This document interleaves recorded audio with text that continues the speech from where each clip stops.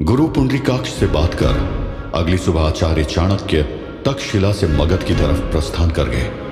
चाणक्य झेलम और चिनाब नदी के बीच वाले इलाके में पहुंच चुके थे। यह इलाका आज के पंजाब के पास है। यहीं राजा पोरस या पुरावास का राज्य था। वहां उनकी मुलाकात आचार्य इंद्रदत्त से हुई। इंद्रदत्त ने भी तक्षशिला विश्वविद्यालय से ही शिक्षा दीक्षा ग्रहण की थी। इंद्रदत्त ने आचार्य चाणक्य का खुशी खुशी स्वागत किया और कहा, मैं आचार्य इंद्रदत्त आदरणीय विशिष्ट आचार्य चाणक्य को नमन करता हूं। आपके चरण कमल इस सीमा में पड़े, इस राज्य की सीमा धन्य हो गई। बताइए, आपकी सेवा में हम क्या कर सकते हैं? प्रणाम आचार्य इंद्रदत्त। आपको प्रथम दृष्टि देखकर ही मेरा मन हर्ष से भर उठा है। परंतु इस काल की मांग कुछ ऐसी है कि इस राष्ट्र को आप जैसे बुद्धिमान आचार्य की अत्यंत शीघ्र जरूरत आन पड़ी है। मेरा अनुमान है कि सिकंदर के बढ़ते खतरे से आप अवगत ही होंगे, परंतु फिर भी मेरा धर्म है कि मैं आपको अवगत करा दूं कि सिकंदर हमारी तरफ बड़ी तेजी से बढ़ा है। गंधार के राजा आम्भी ने क्या किया है, इससे तो पूरी सृष्टि अवगत हो चुकी है। सिकंदर के सामने तब के मध्य एशिया की बड़ी शक्ति भारत का पहला राज्य गंधार पड़ा, जिसमें आज के अफगानिस्तान और पाकिस्तान के नॉर्थ प्रोविंसी के इलाके आते हैं। उस वक्त के गांधार की शक्ति तो बड़ी हुआ करती थी, लेकिन उसके राजा का प्रभाव अधिक नहीं था। तब गांधार के राजा आम्भी हुआ करते थे। आम्भी ने सिकंदर की सेना को रोकना तो दूर, लेकिन उसका सामना करने की भी कोशिश नहीं की। आम्भी की कायरता तो इतनी अधिक रही कि उसने बिना विरोध के सिकंदर की अधीनता को स्वीकार कर लिया। यही वजह है कि आज तक इतिहासकार आम्भी की कायरता के कसीदे पढ़ा करते हैं। गांधार के बाद सिकंदर का सामना पंजाब से होने वाला था। आचार्य चाणक्य, पूरे विश्व में कौन नहीं जानता कि आम्भी कितना बड़ा कायर राजा है। उसकी कायरता तो विश्वव्यापी हो चुकी है। आप आज्ञा दीजिए, इंद्रदत्त इस राष्ट्र के लिए किस प्रकार काम आ सकता है? मैं यहाँ राजा पोरस को सिकंदर के प्रति आगाह करने आया हूँ। साथ ही ये वार्तालाप करने भी आया हूँ कि वो पहले ही एक विशाल सेना तैयार कर ले, तभी हम सिकंदर की सेना को रोकने में कामयाब हो पाएंगे। आचार्य, आपकी आवाज सुनकर मौसम भी अपना विचार व्यक्त कर रहा है। मौसम अत्यधिक खराब हो रहा है। मैं आपकी शान कक्ष में विश्राम करने के लिए व्यवस्था करवाता हूँ। और रही बात विशाल सेना तैयार करने की, तो आपके इस महत्वपूर्ण संदेश को भी मैं राजा पोरस तक अति शीघ्र पहुंचा दूंगा। आइए आचार्य, विश्राम कक्ष की तरफ चलते हैं। पंजाब का राजा पोरस था। पंजाब में झेलम से लेकर चेनाब नदी तक राजा पोरस या पुरावास का राज्य था। इसकी राजधानी मौजूदा लाहौर के आसपास थी।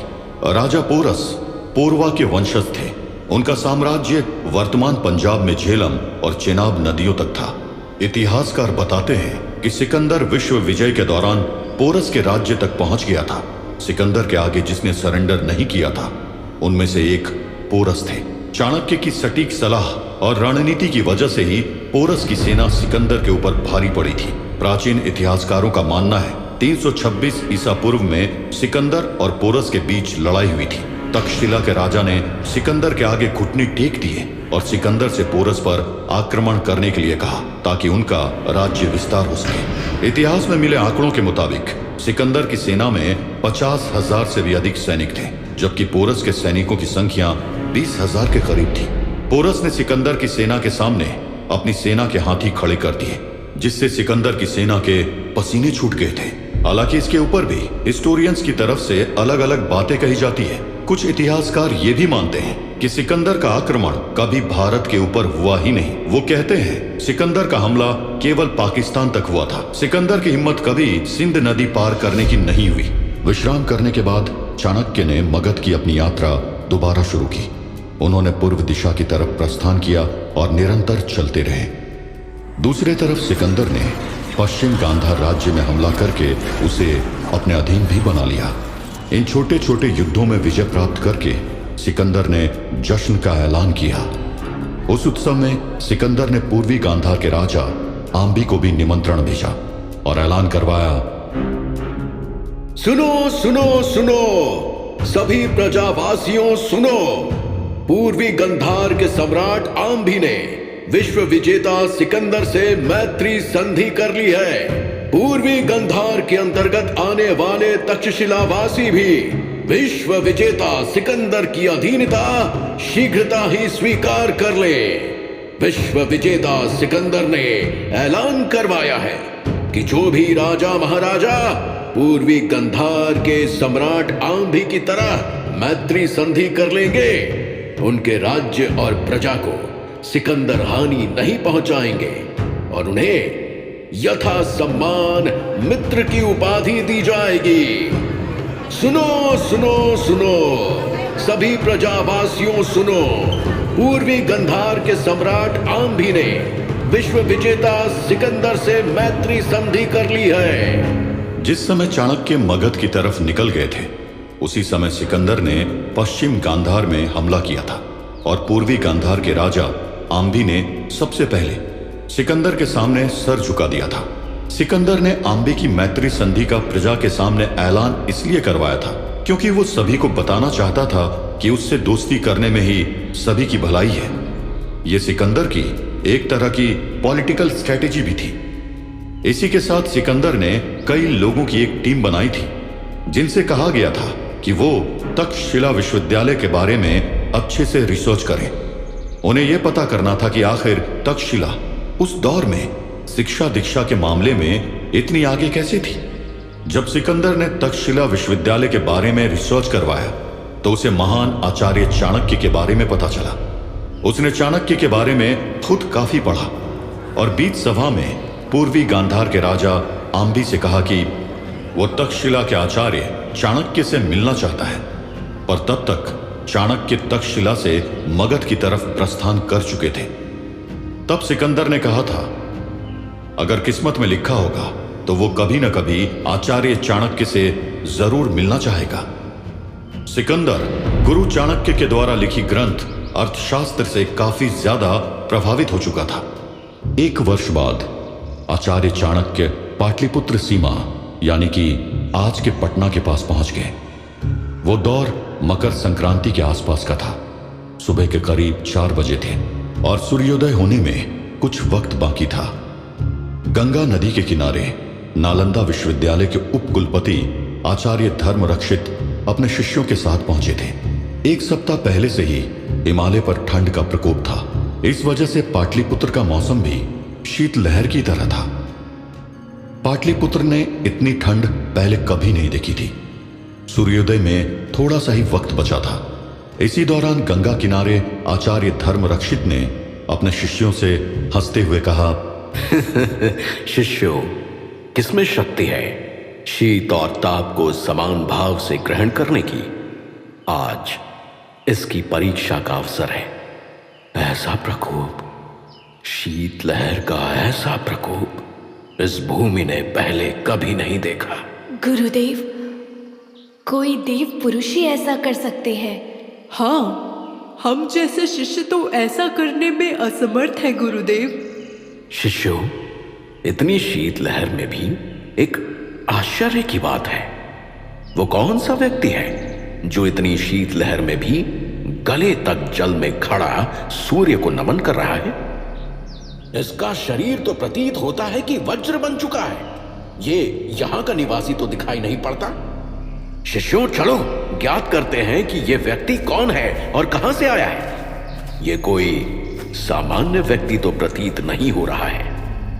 आप इस मगध के निवासी तो प्रतीत नहीं हो रहे हैं। अगर अनुचित ना समझें तो नालंदा विश्वविद्यालय के उपकुलपति धर्मरक्षित को अपना परिचय देने की कृपा करें। मैं तक्षशिला विश्वविद्यालय का आचार्य चाणक्यपुत्र चाणक्य आचार्य धर्मरक्षित का अभिनंदन करता हूं। आशीर्वाद आचार्य चाणक्य, आपका नाम तो चारों दिशाओं में विख्यात है।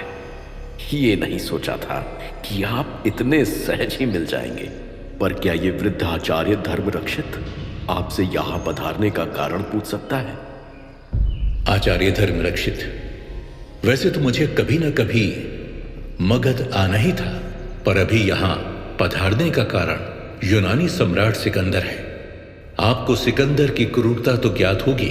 कैसे एक के बाद एक राज्य उसके सामने झुकते जा रहे हैं। जब तक देश छोटे छोटे टुकड़ों में बटा रहेगा, तब तक कोई भी विदेशी शासक आकर देश की प्रजा को लूटता रहेगा।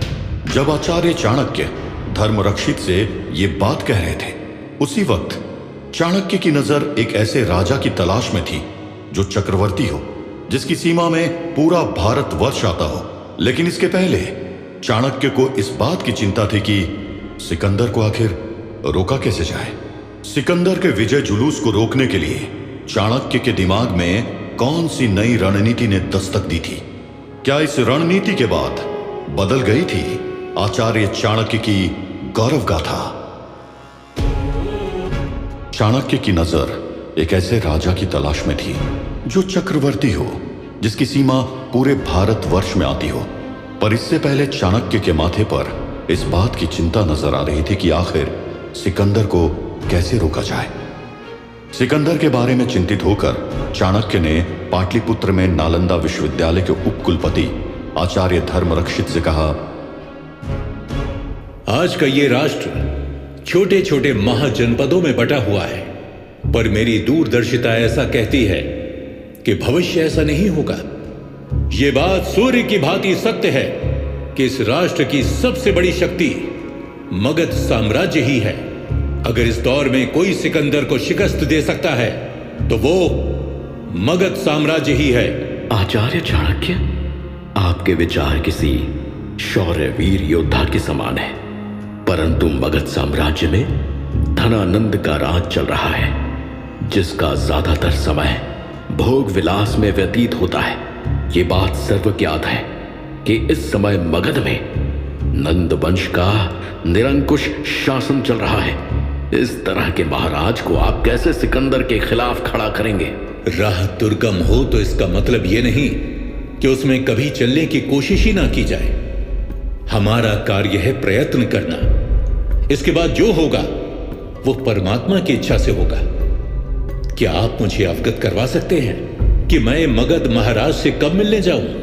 मकर संक्रांति के शुभ अवसर पर मगध महाराज धनानंद दान पर्व का आयोजन करने वाला है।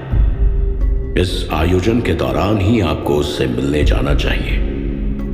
तब वहां बड़े बड़े विद्वान भी मौजूद होंगे, जहां आप सभी को यूनानी सम्राट सिकंदर के प्रति आगाह कर सकते हैं और सभी को बता सकते हैं कि इस गंगा से यमुना तक फैली मगध की सीमा के सामने यूनानी लड़ाके आने वाले हैं। इस राष्ट्र को राष्ट्रभक्तों की आवश्यकता है।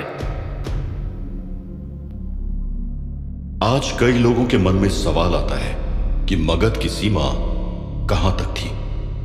मगध आज के दौर के पटना और गया का इलाका है। सिकंदर के आक्रमण के समय मगध की सीमा गंगा से यमुना यानी कि मथुरा तक फैली हुई थी। इस बात से भी कोई नहीं मुकर सकता है कि उस समय मगध के पास बड़ी सेना हुआ करती थी, लेकिन उस सेना को चलाने वाला शासक ऐसा था जिसके पास काबिलियत के नाम पर बस एक घमंड सा पहाड़ हुआ करता था। उस दौर में मगध पर नंद वंश के शासक धनानंद का शासन चलता था। धनानंद एक ऐसा शासक हुआ करता था जिसके पास बौद्धिक क्षमता शून्य थी। उसे बस प्रजा से कर यानी टैक्स वसूलना आता था। पाटलिपुत्र की सीमा में गंगा नदी के किनारे चाणक्य और धर्मरक्षित के बीच वार्तालाप चल रही थी कि अचानक शीतलहर की ठंडी हवा की रफ्तार बहुत तेज हो गई। मौसम बिगड़ने लगा। कुछ दूर बहुत सारे घुड़सवार सैनिक एक महिला को बंदी बनाकर गंगा किनारे लेकर आ रहे थे। शिष्यों, मौसम खराब होता जा रहा है और निरंकुश राजा के सैनिक भी आ रहे हैं। मेरा कर्तव्य है कि तुम लोग सुरक्षित रहो, इसलिए उस वृक्ष के पीछे जाकर अपना स्थान ग्रहण कर लो। देखिए आचार्य चाणक्य, निरंकुशता का पहला प्रमाण आपके सामने ही घटित होने वाला है। आज आप स्वयं भी अत्याचार के साक्षी बनने वाले हैं। जिस राज्य में स्त्री का सम्मान नहीं, वहां का महाराज क्या खाक यूनानी शासक सिकंदर का सामना कर पाएगा?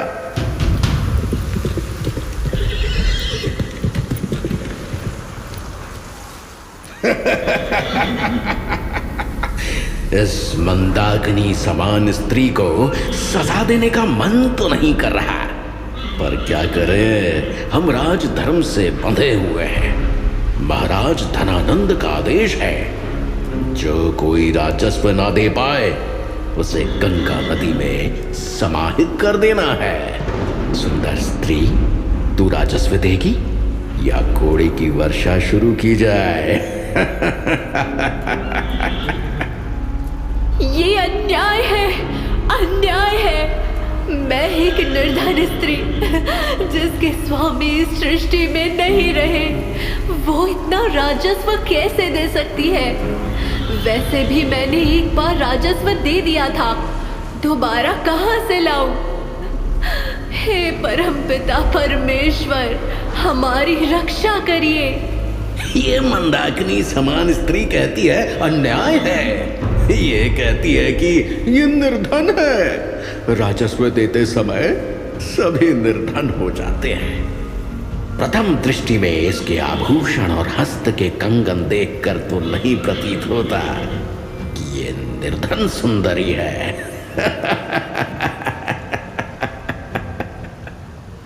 सैनिकों, अगर ये सुंदरी राजस्व प्रदान करने को नहीं मानती तो इसके हस्त को काटकर कंगन निकाल लेना। मैं भी देखता हूं कि मगध सम्राट की आज्ञा का उल्लंघन करने के बाद इसकी रक्षा करने कौन आता है। मैं मगध महाराज के लिए क्षमा प्रार्थी हूँ। मुझ निर्धन पर सैनिकगण कृपा करिए, मुझे क्षमा करिए। मेरे प्राणों से इस साम्राज्य का कुछ भला नहीं होगा। क्षमा करिए, क्षमा करिए। मैंने 1 मास पहले ही राजस्व दे दिया है। तू क्षमा प्रार्थी नहीं है? तेरे इन स्वर्ण रूपी गालों में मेरा मारा ये तमाचा तुझे जीवन पर्यंत तक स्मरण रहेगा। सैनिकों, तलवार से इस स्त्री के हस्त को काट दो। आगे बढ़ो सैनिकों।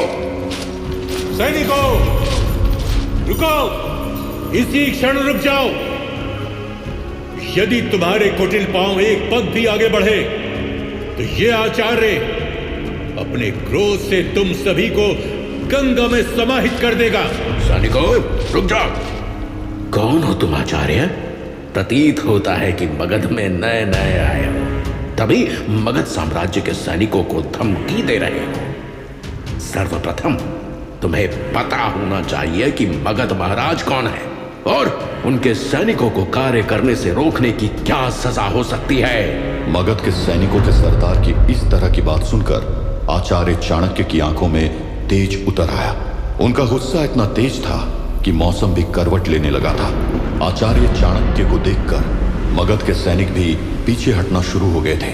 तभी चाणक्य ने तेज स्वर में कहा, ईश्वर साक्षी है कि मैं चाणक्य पुत्र चाणक्य यदि चाह लूं तो इसी क्षण तुम सभी को गंगा नदी में समाहित कर दूं। मुझे कोई आम सा विद्वान समझने की भूल मत कर लेना। मेरे पास कौटिल्य बौद्धिक क्षमता के साथ साथ वृष समान शरीर भी है और शिक्षा का ऐसा तेज है कि तुम जैसे सैनिक एक क्षण नहीं टिक पाएंगे। इसी क्षण अपनी तलवार की नोक को इस देवी समान महिला के हस्त से पीछे कर लो, अन्यथा मगध की धरती और मगध की सेना आने वाले कई वर्षों तक आचार्य चाणक्य के क्रोध को स्मरण करेगी। क्षमा करिएगा आचार्य चाणक्य, मुझे याद नहीं था कि आप कौन है। अपने क्रोध की वर्षा हमारे ऊपर मत करिए आचार्य। सैनिकों, इसी क्षण आचार्य और इस देवी से क्षमा मांगो और यहाँ से वापस चलो। गुरुवर, आप धन्य हैं, आप धन्य हैं। आप जैसे महान पुरुष ही इस मगध साम्राज्य की दिशा और दशा को बदल सकते हैं। हाँ, आपको देखकर प्रतीत हो रहा है कि आप यहाँ की नहीं हैं। इसलिए मैं एक निर्धन स्त्री मगध जैसे विशाल साम्राज्य में यहाँ के भविष्य निर्माता आचार्य चाणक्य का हार्दिक स्वागत करती हूँ। मैं जीवन भर आपकी ऋणी रहूंगी। ये निर्धन स्त्री आपकी किस तरह सेवा कर सकती है, बताइए गुरुदेव। देवी, सदैव खुश रहिए और निरंकुशता के विरोध में आवाज उठाती रहिए। यही इस आचार्य की सबसे बड़ी सेवा होगी। यहां निरंकुशता का साम्राज्य है। देवी, जन संचार का कार्य शुरू कीजिए। यहां के सभी वासियों को मेरे बारे में अवगत करवाइए। आचार्य चाणक्य, मैं अभिभूत हूं। आपने जो किया है वो किसी सामान्य मनुष्य के बस की बात नहीं है। आपकी भंगिमा से ही मुझे प्रतीत हो गया था कि आप एक युग पुरुष हैं। आज मेरे साथ इन सभी विद्यार्थियों को विश्वास हो गया है कि मगध की धरती में एक युग पुरुष के चरण पड़े हैं। मैं वृद्ध हूं, फिर भी मुझे अपना आशीर्वाद प्रदान करने की कृपा करिए। गुरुदेव युग पुरुष आचार्य चाणक्य की जय हो। आचार्य चाणक्य की जय हो, विजय हो। गुरुदेव युग पुरुष आचार्य चाणक्य की जय हो। आचार्य चाणक्य की जय हो, विजय हो। गंगा नदी का बहाव तेज हो रहा था, मौसम बिगड़ रहा था और पाटलिपुत्र की सीमा से आचार्य धर्म रक्षित और उनके शिष्यों के साथ मगध की तरफ आगे बढ़ते जा रहे थे। आखिर युग पुरुष चाणक्य की जिंदगी में आगे कौन सा नया मोड़ आने वाला था, जिससे तय होने वाली थी मगध के भविष्य की गौरव गाथा।